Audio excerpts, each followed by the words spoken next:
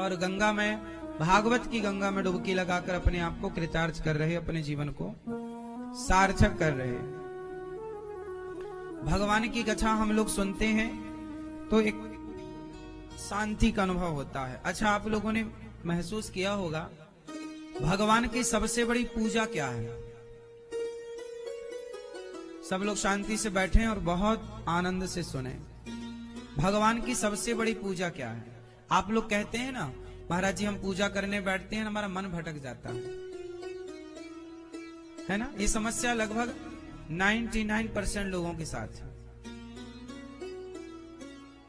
हम पूजा में बैठते हैं, महाराज जी हमारा तो मन भटक जाता है, कैसे करे पूजा, कैसे माला जप करे, कैसे ध्यान करे, मन तो लगते ही नहीं।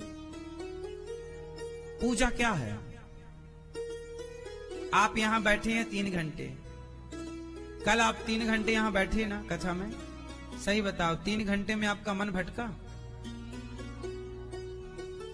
सही बताओ, नहीं भटका? 3 घंटे पूरा पूरा मन कहां लगा? भगवान की कथा में लगा। भगवान की कथा मतलब भगवान में। तो भगवान की सबसे श्रेष्ठ भक्ति क्या है? बोले सत्संग ही सबसे श्रेष्ठ भक्ति है ईश्वर की। ये 3 घंटा ऐसे कि आपका मन भटक ही नहीं सकता। इस सत्संग में सब कुछ हो जाता है। 3 घंटे हम किससे कनेक्ट होते हैं? आप कल 3 घंटे किससे कनेक्ट थे और आज 3 घंटे किससे कनेक्ट होने वाले हैं? भगवान से। तो भगवान से हमें कथा क्या करती है? जोड़ देती है। कथा का काम है जोड़ना। किससे? स्वयं भगवान से। इसलिए आपकी सबसे बड़ी पूजा है सत्संग करना। इसलिए तुलसीदास जी कहते हैं एक घड़ी आधे घड़ी। एक घड़ी मतलब, एक घड़ी मतलब क्या होता है? एक घड़ी का मतलब होता है 24 मिनट की एक घड़ी होती है। 24 मिनट को एक घड़ी बोलते हैं। 24 मिनट मतलब कितने लोग कहते हैं ना, अरे घड़ी भर से हम खड़े हैं। गांव की भाषा है, पुरानी भाषा। लोग हम तो घड़ी भर से खड़े हैं तुम्हारे इंतजार। मतलब एक घड़ी मतलब 24 मिनट। एक घड़ी आधे घड़ी, 24 के आधे 12, आधे घड़ी आधे की पुनियाद, 12 के आधे 6 मिनट भी कोई सत्संग कर ले तो वो सबसे बड़ी पूजा है भगवान की। एक घड़ी आधे की पुनियाद, तुलसी चर्चा राम की। हरहि कोटि, कोटि मतलब करोड़ों, हरहि कोटि अपराध। हमसे जो करोड़ों अपराध हुए हैं, हम सत्संग क्यों करते हैं? सत्संग करने से हमसे जो अपराध होते हैं, जो पाप होते हैं, वो पाप सत्संग की आग में जलकर भस्म हो जाते हैं। ये बात हम नहीं कह रहे हैं, गोस्वामी श्री तुलसीदास जी इस बात का प्रमाण है। इसलिए सत्संग करना आवश्यक है। और सत्संग हम सबको करना चाहिए। बिना सत्संग के किसी को नहीं रहना चाहिए। रोज सत्संग करो।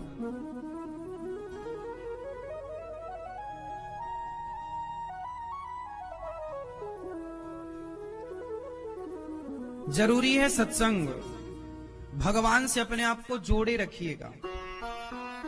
60 सुधरहि सत्संगति पाई, पारस परस कुधात सुहाई। बिना सत्संग के कल्याण किसी का नहीं है।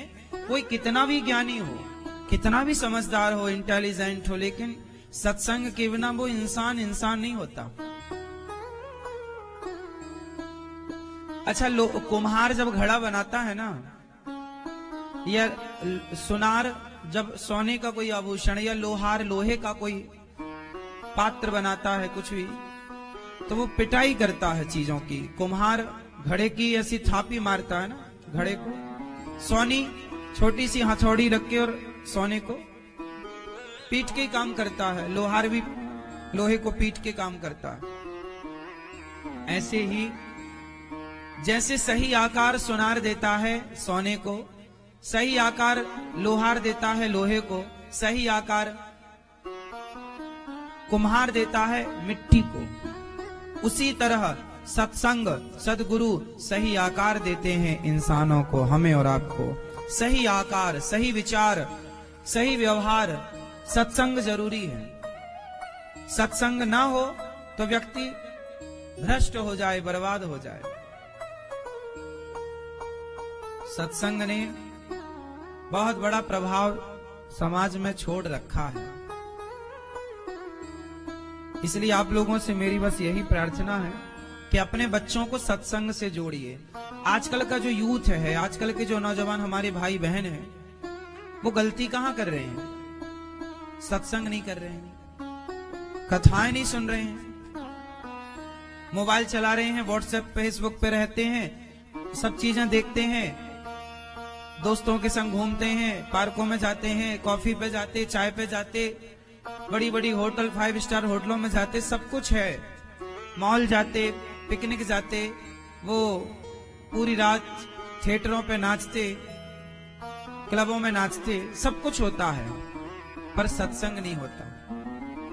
सत्संग ना होने से क्या होता है? उनके अंदर सारे दुर्गुण आते जाते हैं, क्योंकि बेचारे अच्छी चीज से जुड़े ही नहीं ना।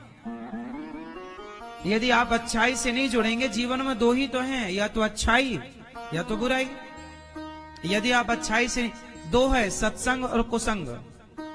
यदि सत्संग से नहीं जुड़ोगे तो कुसंग तो मुंह फाड़े खड़ा है। कैकेयी मां को किसने बिगाड़ दिया?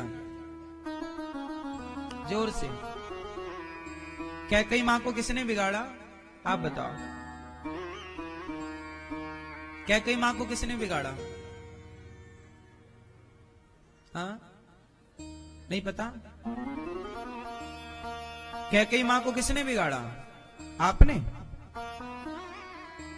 हाँ? कुसंग ने। किसका कुसंग?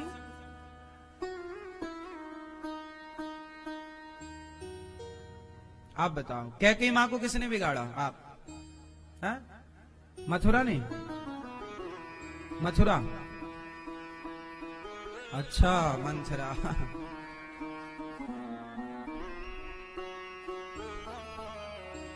कैकेयी मां को किसने बिगाड़ा? कुसंग ने। कुसंग कहां था? उसके अगल बगल ही था, मंथरा के रूप में। आजकल कुसंग ढूंढने बाहर नहीं जाना, आपके आसपास। और कुसंग ने किसको बिगाड़ दिया? माता कैकेयी को। रावण को किसने बिगाड़ा? बताओ। कुसंग ने। किसका कुसंग? उसकी बहन का कुसंग। सूपनखा रावण के बहिनी नाक कटा के आई और कहती है, देखो आप क्या अपने भाई से कहती हो, सुनो मैंने एक औरत देखी, भाई उठा के ले आ, बहुत सुंदर है, तेरे लायक है। उसी के खसम ने, उसी के हस्बैंड ने, उसी के पति ने मेरी नाक काटी है। अब आप कभी अपने भाई को ये कहोगी कि उसने मेरी नाक काट दी, तो तू जा उसकी पत्नी उठा के ले आ, क्योंकि वो बहुत सुंदर है, तेरे लायक है। अब आप कोई बहन अपने भाई से ऐसा कहोगी कि तू जा उसकी पत्नी को उठा के ले आ।